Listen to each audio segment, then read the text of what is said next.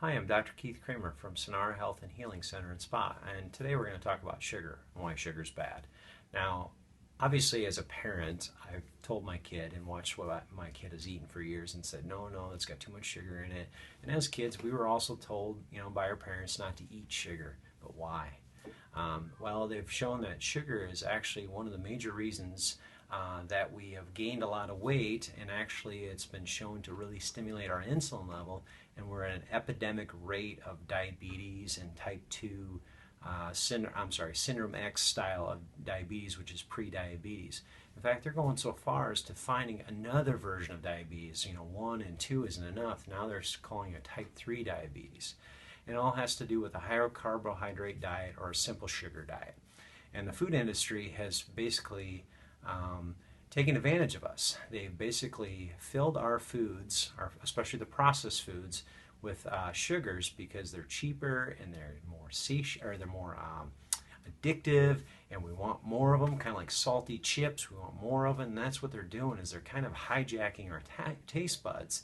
And sugar is not very good. Scientifically, what they've done is they've shown the area of the brain called the addiction center is stimulated when we eat sugar. No, not different than cocaine. In fact, it's 7 times more addictive than cocaine. That area of the brain lights up like a Christmas tree when you do an MRI, and that is not a good thing. So I don't really blame people if they have issues losing weight, if it's due to excess sugar, because like I said, the food industry's kind of hijacked our taste buds. But we can take them back, darn it, we can. We got to avoid the sugar. And how do we do that? Well, I would start by looking at the labels on the sides of your boxes.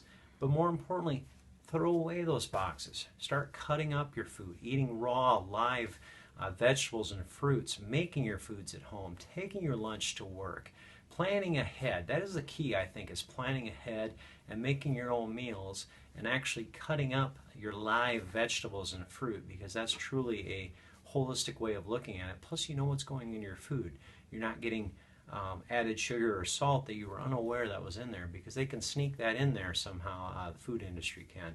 And that would be my first recommendation for that. But definitely looking at food labels if you have to eat something that's processed. And odds are, if it's processed, it's probably got too much sugar and salt in it. So start with the old-fashioned way, like Mom and Dad used to do. Cut up your fruits and vegetables and make your own meals at home, and plan ahead and take your lunches. And try to avoid eating out. And the last thing I would say, too, is consume more water. The more water you're going to consume, the more full you're going to feel, so therefore you're not going to have those sugar cravings.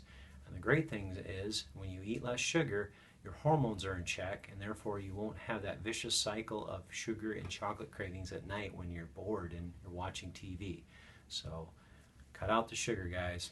Thank you.